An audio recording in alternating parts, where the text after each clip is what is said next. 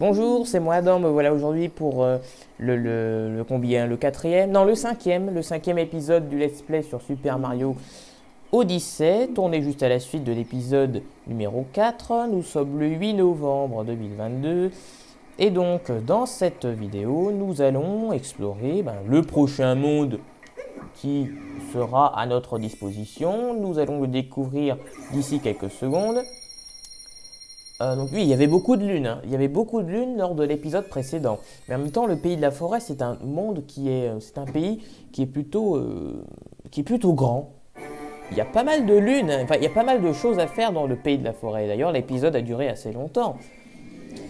Je trouve que le pays de la forêt, ça fait partie des pays les plus intéressants de ce jeu. Pourquoi? Eh bien, tout simplement parce qu'il y a un bon level design, comme je vous l'ai dit, qui était en rapport avec le gameplay. Il nécessitait l'utilisation d'une certaine chapimorphose. La musique, je vous en ai pas parlé, mais je la trouve plutôt bonne aussi. Le visuel, c'est bien. Enfin voilà, je trouve que le pays de la forêt est vraiment très bien. Nous allons désormais nous diriger vers le pays des gratte-ciel. Et donc voilà, nous décollons avec l'Odyssée, n'est-ce pas? Voilà, oui, c'est très très bien que j'ai baissé la luminosité parce qu'elle me paraissait un petit peu trop élevée. Puis de toute façon, bon, je peux toujours. Quoi qu'elle me paraît plus élevée maintenant sur mon téléviseur que sur la vidéo. Bon, en même temps, l'écran de mon ordinateur a une luminosité assez basse. Bon. Quoi qu'il en soit, je suis très content de vous proposer des vidéos d'une bonne qualité visuelle. Alors, il se donne du mal pour composer un bouquet d'exceptions et Bowser le vole sans vergogne. Cela doit cesser. Bon. Si on profitait du voyage pour faire un peu de lecture, donc évidemment, toujours ces textes inutiles. C'est absolument inutile ce genre de texte. À quoi ça sert de nous montrer de nous présenter les commandes, alors qu'au tout début du jeu, on nous a dit que les commandes étaient accessibles à partir de l'onglet mode d'emploi. Les commandes, déjà on est censé les connaître à ce stade-là du jeu parce que ça fait quand même 4 heures, enfin plus de 4 heures de jeu là, 4-5 heures de jeu, les commandes on est censé les avoir acquises. Hein. Les mouvements de Mario, on est censé quand même commencer à savoir les manipuler. Tout est indiqué dans le mode d'emploi du jeu qui est dans le jeu. Hein. Donc à quoi ça sert de l'indiquer pendant le voyage? Donc je dis une fois, je dis là, je dis pour tout le reste du let's play, mais ces textes-là, ça n'a aucun intérêt, à part nous faire perdre du temps. Ça n'a aucune espèce d'utilité. Hein? Mais il faut le comprendre. Hein? Mais voilà. Parce qu'on nous apprend à faire un triple saut ou à faire le saut mural. Ça, c'est des actions de base. D'accord? Ce sont les actions de base de Mario. C'est pas au bout de 4 ou 5 heures qu'il serait temps de nous apprendre les actions de base. C'est dès le début du jeu qu'il faut les connaître. C'est pas au bout de 5 heures. Hein. Bon. Donc je le dis une fois, je dis là, et je dis pour tout le reste du let's play. Ça n'a aucune espèce d'utilité. Bon. Qu'est-ce que c'est que ça? Eh oui, rebondissement dans l'histoire.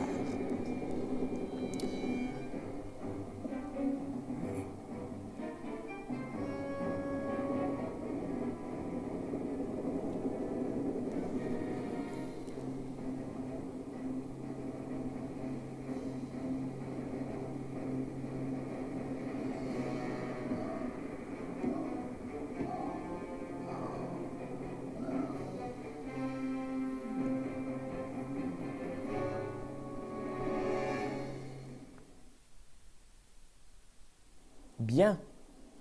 Nous voici désormais au pays des nuages. Sur des cumulonimbus. Direction artistique excellentissime. Ah, c'est excellentissime. Oui, issime, avec le suffixe issime. Cette direction artistique-là, ça fait partie des meilleures du jeu. Alors, c'est un délice visuel, mais regardez-moi ça. Ouh zut, attention, les nuages vont se... Ah oui, attention là. Ah, c'est vraiment très très très joli quand même.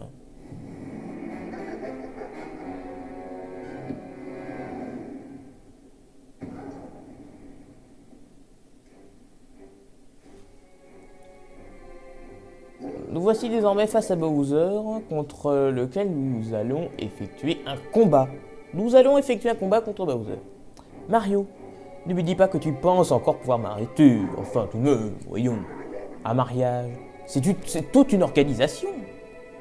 Est-ce que tu te rends compte à quel point c'est stressant? Enfin, voyons. J'ai mis un pitch avec comme bouquet de fleurs des plantes piranha. Ça, c'est excellent, ça.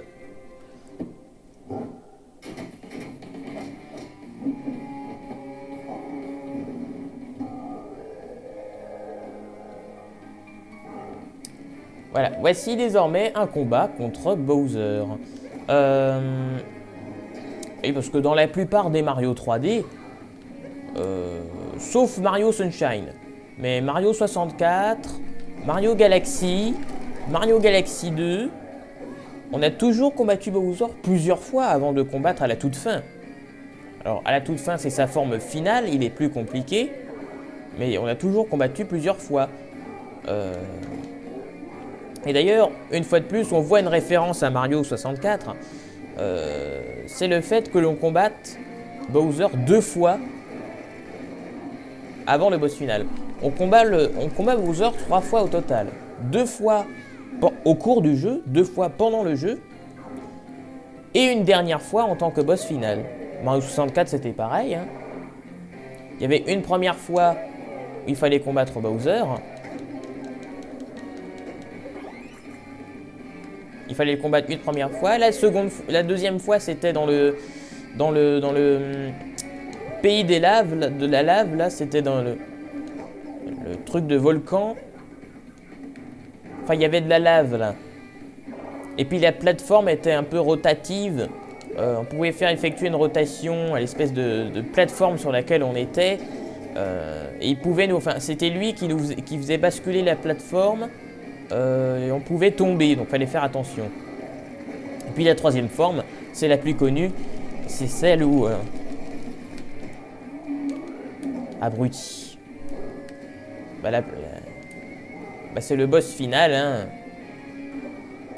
On est sur une espèce de plateforme avec les épines, hein, qui a une forme d'étoile à la toute fin, je crois. Et donc c'est le boss final de Mario 64. Et on combat 3 fois au total. 2 fois pendant le jeu et une dernière fois en tant que boss final. Et là c'est pareil. Là on combat une première fois. On va le combattre une deuxième fois plus tard. Et une toute dernière fois, véritablement, en tant que boss final. Comme Mario Galaxy, c'est un peu pareil aussi. Hein. On combattait 2 fois Bowser dans le dôme de la salle de bain et le dôme de la chambre. Et une toute dernière fois en tant que boss final, qui était plus ou moins attaché au dernier dôme, le dôme du grenier. Parce que je connais bien Mario Galaxy, donc voilà. Regardez le visuel, regardez à quel point c'est beau. C'est beau ce qu'on voit là. Et ça fait partie des plus gros gâchis de ce jeu. Gâchis, c'est du gâchis. Pour la bonne et simple raison que ce pays des nuages, c'était quoi? Mais ça n'est qu'une arène pour combattre un boss. Ça n'est qu'un prétexte pour combattre un boss, pour combattre Bowser. Mais ça n'est en aucun cas un monde à part entière. Enfin, ça n'est pas un monde comme les autres, le pays des nuages. Qu'est-ce que c'est que cette aberration? Avec une telle direction artistique, Mais vous vous rendez compte qu'avec le thème des nuages, on peut faire des trucs de malade. Avec le thème des nuages. Les nuages, ça a toujours été une bonne idée. Que ce soit dans les films, dans la fiction, enfin... Dans les films ou dans le jeu vidéo, ça a toujours été une bonne image, une bonne idée. Tout ce qui est nuages. Imaginez un petit peu ce qu'ils auraient pu faire avec ce pays des nuages. On aurait pu explorer une espèce de cité dans les nuages. Vous voyez, avec un excellentissime level design, puisque comme sont des nuages, les nuages, ça a des formes tout à fait diversifiées, donc on peut imaginer tout un tas de choses différentes. Enfin, je suis désolé, mais le pays des nuages, ça fait partie des plus gros gâchis, direction artistique excellentissime, et voilà ce qu'ils en font, une arène pour un boss. Bravo Nintendo. Mais enfin, c'est n'importe quoi. Je suis désolé, mais enfin tout de même, je ne peux pas passer à côté de ça. Je ne peux pas laisser passer une telle chose. Le pays. Alors c'est peut-être moi qu'on me demande trop, mais je suis désolé. Avec le thème des nuages, on aurait pu faire énormément de choses. Et intéressantes.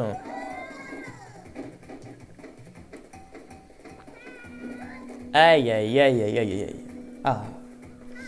Et donc la référence à Mario 64. Dans Mario 64, dans le pays du désert, on se faisait voler notre chapeau par un vautour. Et ben là, là c'est une référence.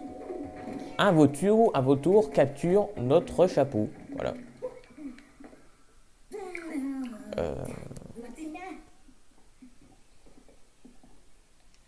Voilà. Donc c'est une référence à Mario 64. Alors je vais juste mettre le truc en pause là. Bien. Donc je vais juste faire une petite coupure là parce que j'ai juste été interrompu, mais c'est pas rien de bien grave, hein. Vous verrez juste une légère coupure, hein, mais voilà. De toute façon au montage j'arrangerai tout ça.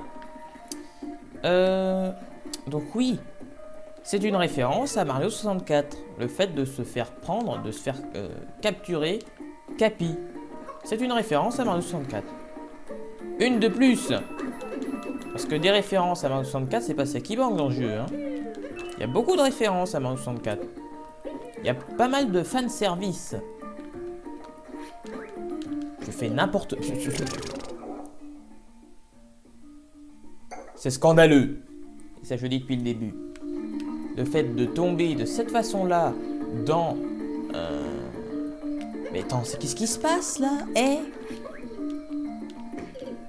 Qu'est-ce qui se passe? Qu'est-ce qui se passe en face de nous? Qu'est-ce que c'est que ce spectacle inouï? C'est un spectacle de médiocrité qui se passe actuellement. C'est honteux, c'est scandaleux. L'aberration est devant nous.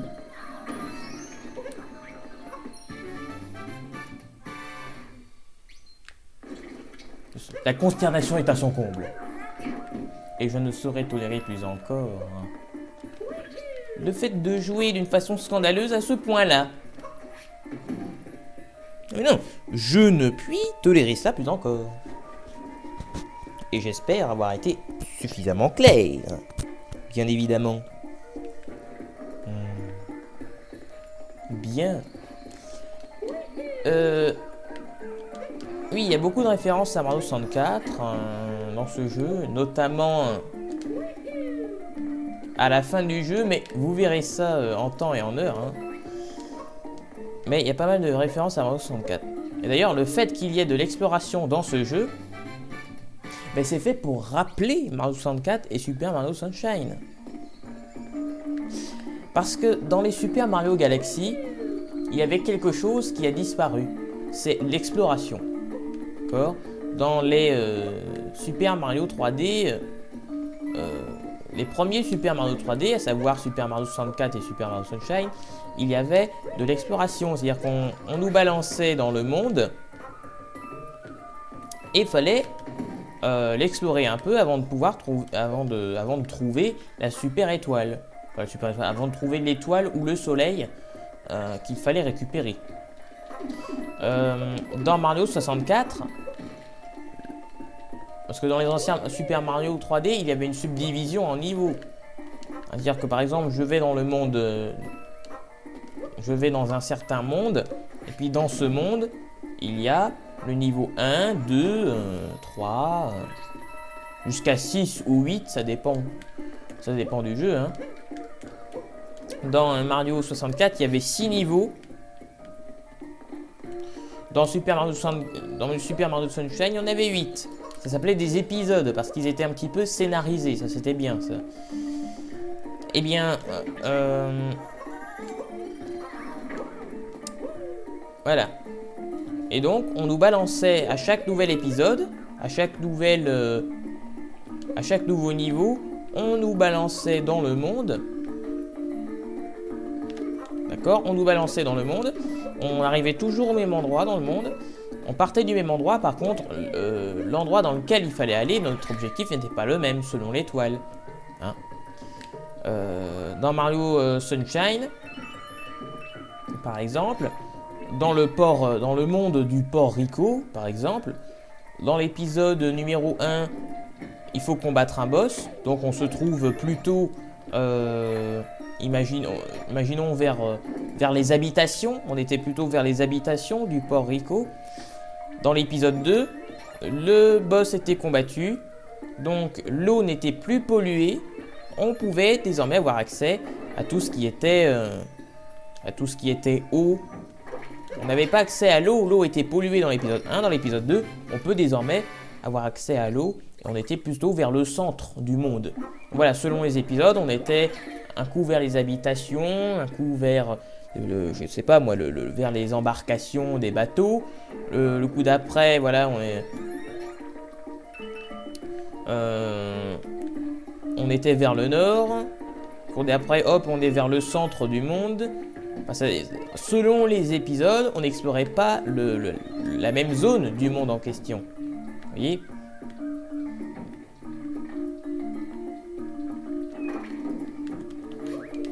Abruti, j'ai failli tomber, mais bon, finalement, c'est bien passé.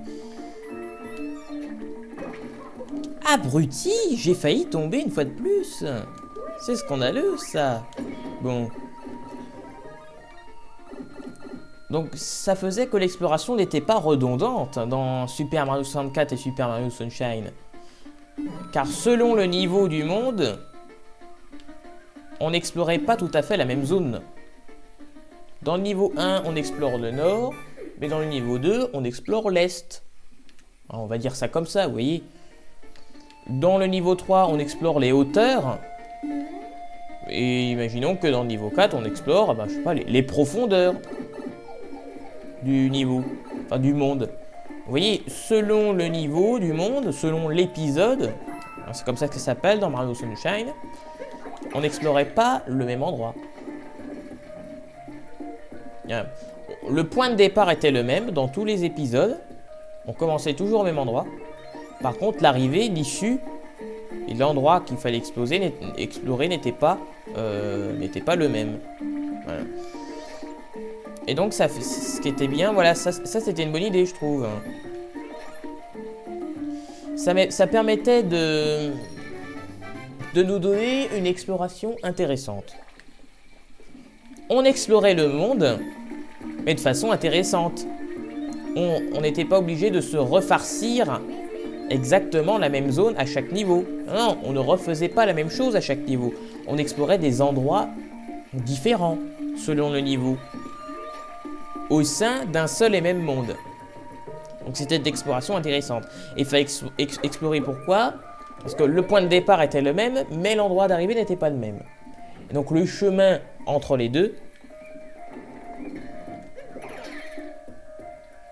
du coup, eh bien, il faut parcourir ce chemin, il faut explorer le monde afin de pouvoir récolter l'étoile que l'on est censé récupérer. Parce que dans Mario 64, on pouvait très bien se tromper d'étoiles. Hein. Ça, c'était pas mal. Ça, c'était vraiment très, très, très bien là, dans Mario 64. On pouvait se tromper d'étoiles. Parce que les étoiles étaient toutes déjà là. Elles étaient toutes déjà là dans Mario 64, les étoiles. Cependant, on pouvait se tromper. Si on n'explore pas la bonne zone du monde, si on n'explore pas tout à fait le bon endroit, eh bien on pouvait récolter une étoile qui n'était pas celle que l'on était censé obtenir. Parce que dans Mario 64, il y avait de l'exploration aussi, parce qu'il y avait seulement un titre. Il y avait le titre du niveau et c'est tout. Il n'y avait pas de présentation du niveau.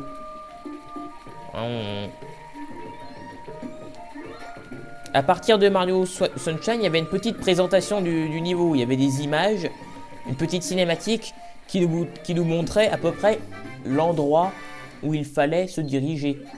Voilà. Dans Mario 64, il n'y avait pas ça. Il fallait se débrouiller pour trouver l'étoile correspondant au titre du niveau. Donc, dans Mario Sunshine, ils ont incorporé des petites présentations de niveau, mais il fallait tout de même explorer parce que Mario Sunshine, les mondes étaient grands aussi. Hein. Dans Mario 64, les mondes étaient grands, mais et par exemple, le deuxième monde de la neige là, dans Mario 64, il n'était pas très grand ce monde-là. Bon. Dans Mario Sunshine, il n'y a pas beaucoup de monde, vous me direz. Il n'y a pas beaucoup de monde, mais ils sont tous grands, ils ont une grande superficie. Et donc il faut tout de même, il y a quand même du chemin à parcourir avant de récolter l'étoile, le soleil dans Mario Sunshine qui nous est demandé. Hein. Cette exploration a disparu avec Super Mario Galaxy.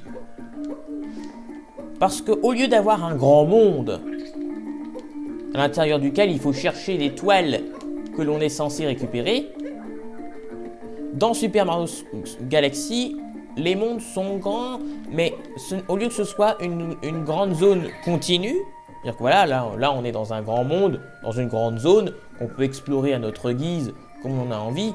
Donc, dans Mario Galaxy, c'était linéaire. Hein. On était dans... Enfin, en soi, le monde était grand. En soi, le monde était grand parce qu'il y avait beaucoup de plateformes. Il y avait beaucoup de plateformes sur lesquelles on devait sauter. Mais c'était que des petits bouts de plateformes. Au lieu que ce soit une grande zone en continu, comme dans Mario 64, Sunshine et Odyssey, hein, dans Mario Galaxy et Mario Galaxy 2, on est toujours sur des petits îlots. On est toujours sur des petits bouts de plateforme. Des petits amas. Des petits... Voilà, des... On était toujours sur des planètes. Et les planètes, c'était pas des grosses planètes. Voilà, hein, c'était des petits bouts de plateforme. C'était ça, les planètes dans Mario Galaxy. Et donc, pour passer d'une planète à une autre, on pouvait pas librement retourner sur la planète précédente. C'était pas un open world. Donc, voilà, non, c'était linéaire. On utilisait des anneaux étoiles. Et les anneaux étoiles nous dirigeaient toujours au bon endroit. Ils nous dirigeaient toujours sur la planète suivante. Ils nous dirigeaient toujours à l'endroit vers lequel il fallait aller. Et les anneaux d'étoiles nous envoyaient toujours à l'endroit en direction de la super étoile. Et donc, on n'était pas libre d'explorer soi-même le monde comme on voulait parce que le jeu nous forçait à aller au bon endroit. D'accord ? C'était un couloir, il n'y a pas à se poser de questions. Dans Mario Galaxy, on avance et d'un moyen ou d'un autre, on va récupérer la super étoile. Sans chercher à... sans chercher. Pas besoin de chercher, justement. C'est d'un moyen ou d'un autre. Le Mario Galaxy nous incite, nous emmène à l'endroit où se trouve la super étoile. C'est en ça qu'il est linéaire. On ne peut pas librement aller où on veut. On nous emmène au bon endroit, toujours. Voilà. Bon, je fais n'importe quoi de toute façon. Je fais n'importe quoi, hein. Bon, je fais n'importe quoi, hein.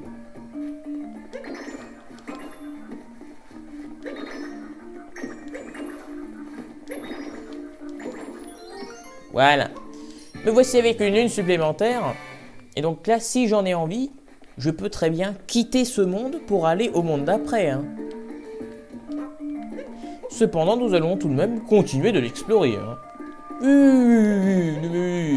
Mais je vais tout de même continuer de l'explorer. Voilà.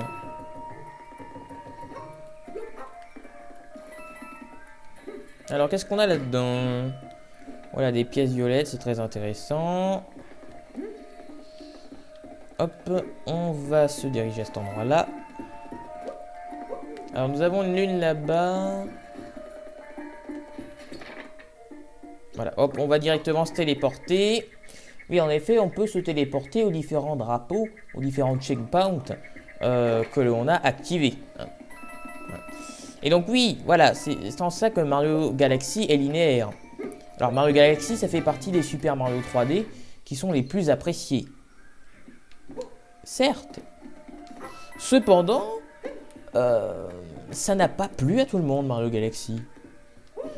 Les personnes qui ont été habituées à Mario 64 et Mario Sunshine ont été habituées à une certaine exploration. Exploration qui a disparu dans Super Mario Galaxy, ce qui a donc moins plu à un certain nombre de personnes. Donc nous allons acheter ça, tenue d'aviateur, un casque d'aviateur. Même si on ne pilote pas d'avion, c'est comme si on s'était crashé en avion, vous voyez, hein, sur une île perdue. Bon, là, c'était pas en avion, là, on s'est crashé avec notre vaisseau, avec notre Odyssée. Hein, à cause de Bowser qui nous a éjectés au loin. Mais sinon, ça reste tout de même... Qu'est-ce que j'étais en train de dire là? Voilà, ça reste tout de même intéressant d'avoir cette tenue-là.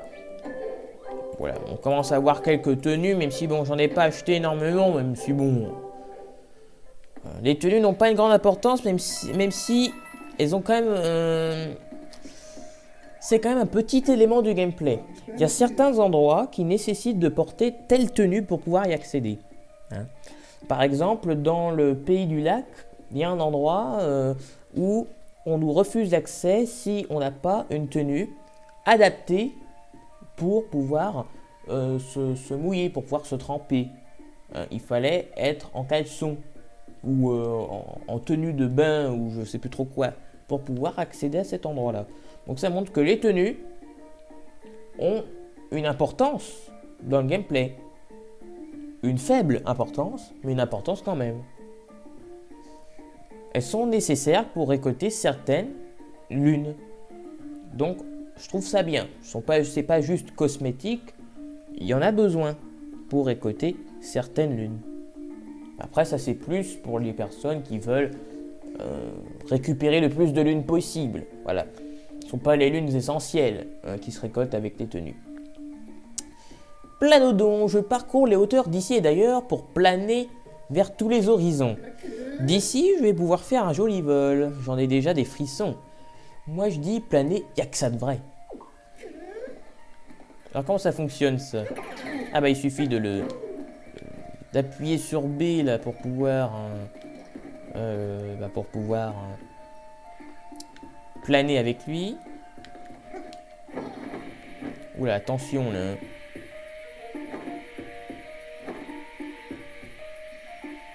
Voilà, excellent. Me voici désormais avec une lune supplémentaire. Et donc oui. Et si je le mets là-dedans? Ah, il disparaît, très bien. Alors je ne vais pas tout de suite revenir à l'Odyssée. Il y a encore 2-3 lunes à... Il y a encore 2-3 lunes à récupérer, qui peuvent être intéressantes justement à récupérer.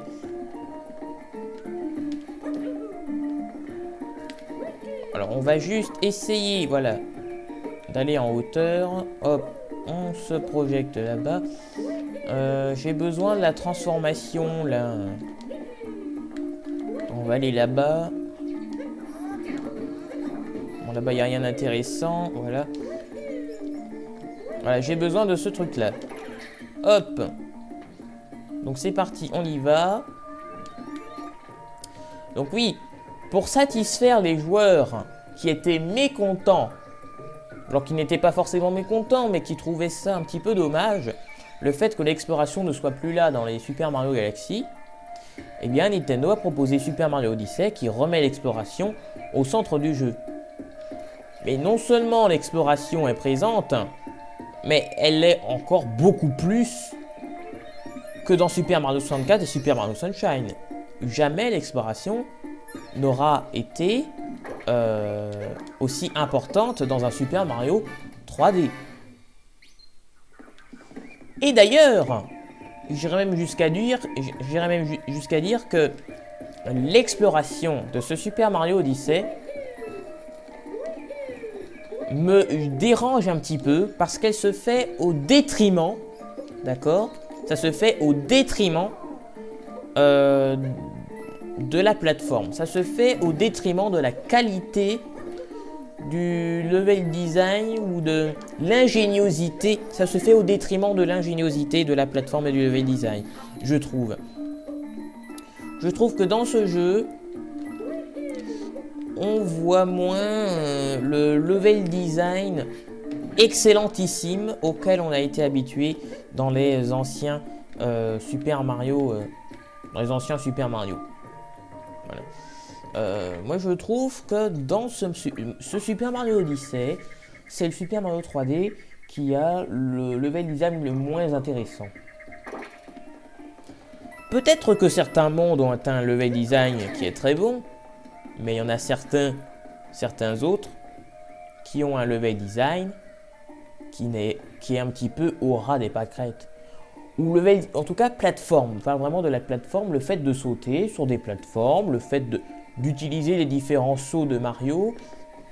Je trouve que c'est moins...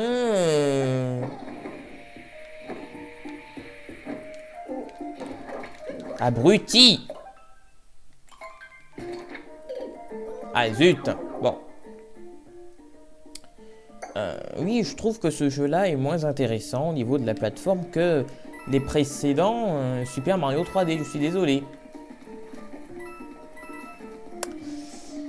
Le pays de la forêt, lui, c'est excellent. Lui, c'est vraiment un très bon level design qui était en lien avec le gameplay, comme je vous l'ai expliqué, voilà. Mais bon, il y a certains mondes après qui sont pas exceptionnels, hein. Je suis désolé de vous le dire.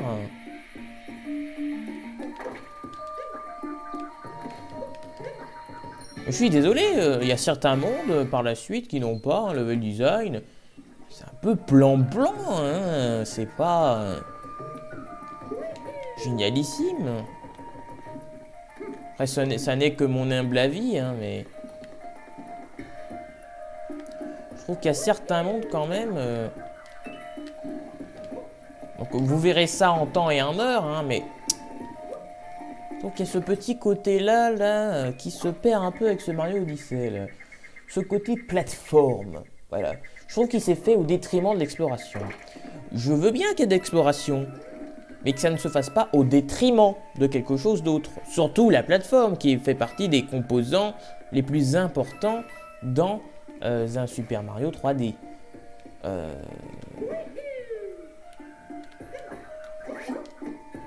Voilà. Il y a par exemple, pour réussir ce jeu, il n'y a pas besoin de manipuler l'entièreté, enfin il n'y a pas besoin de manipuler l'entièreté des fonctionnalités et des sauts de Mario. Moi je trouve ça un petit peu dommage. On a accès à énormément de mouvements avec Mario dans ce jeu. Hein, dire, le fait ah zut, je suis en train de me tromper là. Je vais vous montrer ça, mais regardez le fait là de rebondir comme ça sur le chapeau, le fait de hop, je fais comme ça un plongeon. Voilà, tout ça, ce sont des mécaniques qui ne sont pas sollicitées suffisamment dans ce jeu. Regardez, je rebondis et hop, je refais un plongeon après. Ça aurait été excellent, qui est plein de niveaux, plein de petits passages de plateforme qui nous apprennent, ou qui est des mondes même qui nous apprennent à utiliser ça davantage. Ça aurait été bien, et ça aurait été mieux. Voilà, ça aurait été vraiment intéressant, voyez-vous.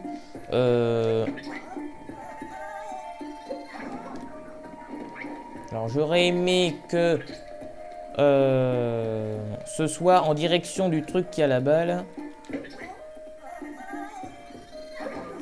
Non, non, non, non, non, je ne suis pas d'accord, je ne suis pas d'accord.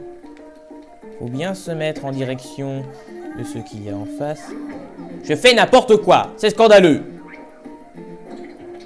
J'aimerais pouvoir récolter l'étoile qui se trouve en face là-bas. Voilà, excellent. Je vais désormais pouvoir me téléporter encore en haut. Oui, vous allez voir ça dans les mondes suivants, mais je trouve que le level design n'est pas non plus excellentissime, autant que dans les Mario 3D. Et je demande pas à avoir un level design aussi bon que dans Super Mario Galaxy. Mario Galaxy, ça fait partie des jeux qui ont un level design les plus aboutis, les plus excellents, les plus intéressants, voilà. Mario Galaxy et Super Mario Galaxy 2. Cependant, mais en même temps, ça c'est parce qu'il est linéaire. Comme Super Mario Galaxy est un jeu qui est linéaire. Donc c'est un couloir, il n'y a pas à se poser de questions. On avance et de toute façon, on ira à l'étoile. Voilà. Étant donné qu'il est linéaire et qu'on fait les trucs, qu'on n'explore pas en fait, hein, qu'on nous dirige. Voilà, on nous dirige, on n'explore pas, on nous dirige dans Super Mario Galaxy. Ils pouvaient se permettre, les développeurs, de nous faire un level design vraiment génialissime. Alors déjà, il y a le concept de gravité qui permet des choses folles. Mais en plus, comme ça se fait à la suite et qu'il n'y a pas besoin de retourner en arrière, on peut nous proposer un level design vraiment très abouti. Parce que c'est un couloir. Hop, on va devant nous, et donc devant nous, il y a de la plateforme évoluée, il y a du truc intéressant, et ça peut, alors même si Mario Galaxy un peu plus simple, un petit peu trop simple, Mario Galaxy 2 est un petit peu plus compliqué, on peut mettre de la difficulté, du challenge dans un jeu comme Mario Galaxy, parce qu'il n'y a pas besoin de revenir en arrière. On peut faire des niveaux qui sont compliqués, d'accord, mais on va vers l'avant. Voilà. Imaginez maintenant un level design dur, un jeu qui est exigeant, vous voyez, un level design très évolué et très exigeant dans un jeu comme Mario 64 ou Mario Sunshine. Bah là, ce serait beaucoup moins agréable. Pourquoi? Parce que comme dans Mario 64 et Mario Sunshine, on a des grandes zones, on a des grands mondes. Si à chaque fois qu'on veut faire 2 mètres en avant ou 2 mètres en arrière, on a besoin de faire 50 000 sauts, on a besoin d'avoir recours à tous les sauts de Mario, on a besoin de sauter dans tous les sens. Vous voyez, si on a besoin d'être sollicité en permanence dans Super Mario 64 et Mario Sunshine, ça aurait été beaucoup plus pénible. Parce que Mario 64 et Mario Sunshine sont des jeux qui ont des mondes qu'on peut explorer comme on veut.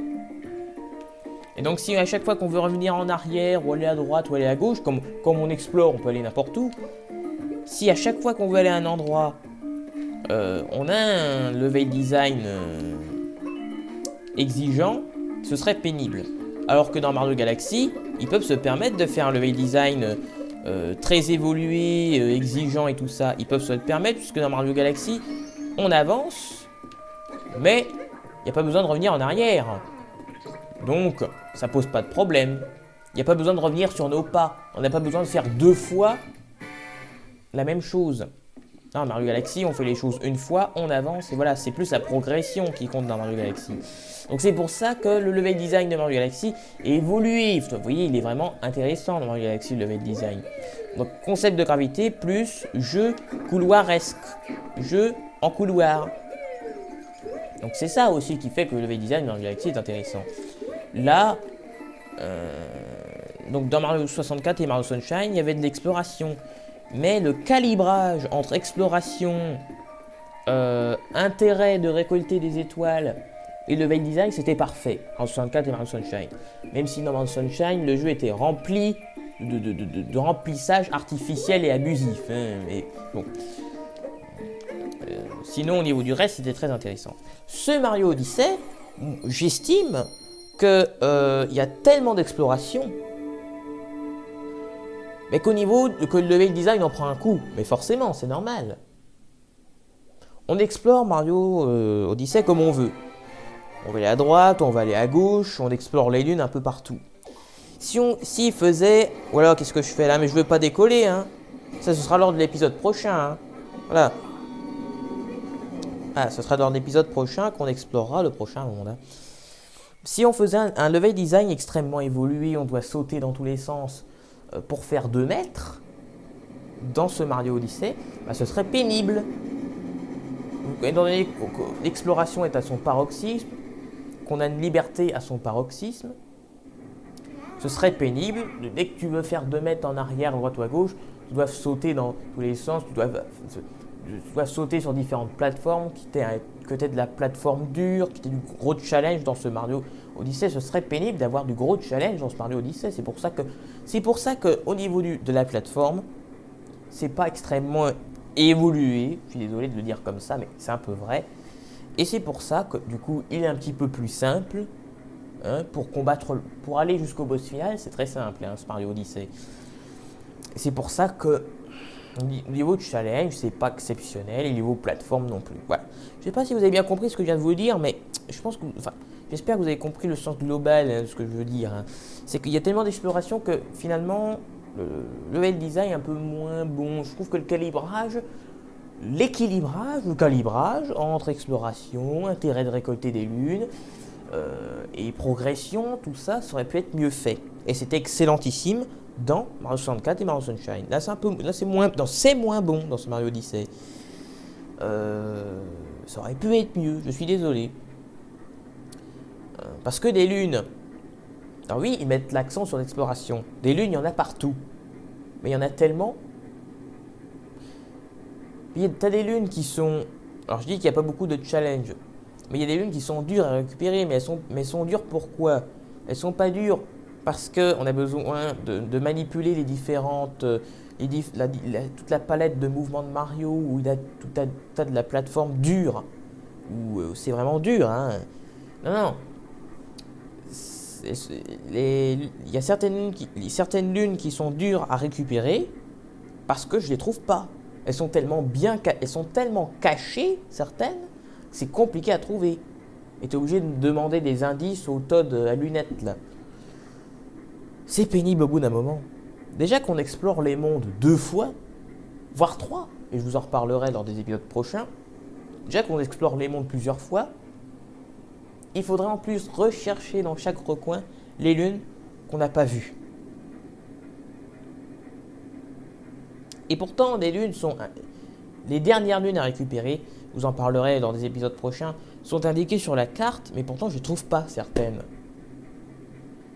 Et donc au bout d'un moment, c'est lassant. On a déjà exploré les mondes plusieurs fois, on ne trouve pas les lunes qui manquent. Imaginez, vous avez récolté 50 lunes sur 52 dans un monde. C'est pénible de devoir chercher pendant des heures les 2 dernières lunes qui vous manquent, et qui, étant donné qu'elles sont tellement cachées que vous ne les trouvez pas, ça devient un petit peu lassant. 999 lunes, c'est du n'importe quoi. Ils ont fumé, ils ont bu. Je suis désolé. D'autant plus qu'en réalité, c'est un peu plus de 800 véritables lunes. Le reste, c'est du bullshit total. Non mais, excusez-moi, les lunes à acheter en magasin, ça c'est scandaleux, hein. Tu dépenses ton pognon et hop, c'est bon, t'as des lunes. Non, ça c'est n'importe quoi, ça. On vous en parlera des épisodes prochains ainsi que dans la vidéo de présentation, mais ça c'est n'importe quoi, hein. Oui, n'importe quoi, hein. Acheter les lunes en magasin, ça c'est une sacrée aberration, moi je vous le dis. Bon. Quoi qu'il en soit, ça reste tout de même un très bon jeu. Mais ça fait partie des Mario 3D que j'apprécie le moins. Je suis désolé. Je préfère Mario Galaxy. Mario Galaxy 2, j'ai pas terminé, mais je le trouve quand même, je trouve supérieur. Mario 64. Après Mario 64, je l'aime beaucoup, mais c'est pas un jeu que j'ai pas eu un coup de cœur non plus pour ce jeu, hein. Il est excellentissime, mais j'ai pas non plus un coup de cœur. Mario Sunshine, je l'adore, même s'il y a pas mal de trucs, c'est du grand n'importe quoi au niveau de... Oui, non, mais c'est une grande... Dans Mario Sunshine, il y a du grand n'importe quoi au niveau des lunes, hein. T'as la moitié des trucs qui sont inintéressants là-dedans. Mais une espèce d'ambiance qui se dégage de tout ça. Parce que dans Mario Odyssey, il n'y a pas que ça. Il n'y a pas que le fait que la plateforme soit pas super évoluée. Il y a aussi la direction artistique qui part un petit peu dans tous les sens parfois. Enfin, il y a pas mal de trucs qui vont pas. Les lunes qui sont inintéressantes. Voilà, il y a tous ces éléments-là additionnés font que ce Mario Odyssey, je suis désolé, ce n'est pas aussi excellentissime que les autres. C'est pas le moins bon. Le moins bon, dans les faits, c'est Mario Sunshine, je pense. Mais je prends dans les faits, je parle au niveau des faits, Mario 64, Mario Galaxy, Galaxy 2 sont supérieurs. Et Mario Sunshine, légèrement inférieur. Ou à peu près au même niveau. Pour des raisons différentes. Ce Mario... après, au niveau de... Là, je parle au niveau des faits. Après, mais vous pouvez discuter... Après, c'est discutable, hein, ce que je dis. Hein. Mais je pense qu'au niveau des faits, factuellement, voici l'ordre dans lequel je ferai les trucs. Galaxy 2 et 64, au-dessus de ce Mario Odyssey et Mario Sunshine. Après, au niveau de mes préférences, c'est encore autre chose. Ça, c'est pour des raisons qui ne regardent que moi. Donc, j'ai pas besoin de me justifier particulièrement. Avant, quand je dis dans les faits, c'est pour des raisons bien précises. Le level design évolué ou pas. Là, au niveau de mes préférences, là, c'est des raisons qui ne me regardent que moi. Vous voyez, je préfère Mario Galaxy parce que c'est le premier Mario Galaxy. Premier Mario 3D, j'y suis attaché. C'est parce que j'y suis, parce que je connais depuis plus longtemps. Vous voyez, ce sont des raisons personnelles. Lorsque les préférences, c'est personnel, hein, voyez-vous. Et Mario Odyssey, ça fait partie de ceux que j'apprécie le moins. Après, je ne saurais pas trop les classer au niveau de mes préférences. Je mettrais Mario Galaxy tout en haut, mais je mettrais même Mario Sunshine juste après Mario Galaxy, parce que j'adore vraiment Mario Sunshine. Une espèce d'ambiance, une ambiance là, qui se dégage du jeu. Après, je dirais Mario 64, parce que j'apprécie quand même beaucoup, là, c'est quand même intéressant. Et je mettrais Mario Odyssey en dernier, je suis désolé. Mario Galaxy 2, je ne l'ai pas terminé. Hein. Je vous proposerai des vidéos dessus en 2023 ou 2024, enfin j'irai bien, mais voilà. Enfin voilà, j'avais envie de terminer là-dessus. Hein. De toute façon, bon, là, je fais du blabla, hein, pas mal de blabla depuis tout à l'heure. Il ne se passe pas grand-chose à l'écran, mais je voulais parler de ça. Voilà. Si vous n'êtes pas intéressé par ce que je dis, vous passez à l'épisode numéro 6 sur ce jeu. Parce que de toute façon, le 5e épisode va s'achever dès maintenant. Donc c'est la fin de cette vidéo, j'espère qu'elle vous aura plu. N'hésitez pas à vous abonner à la chaîne si cela n'est pas déjà fait. N'hésitez pas non plus à mettre un pouce bleu à cette vidéo ainsi que la partager. Et donc je vous dis à la prochaine.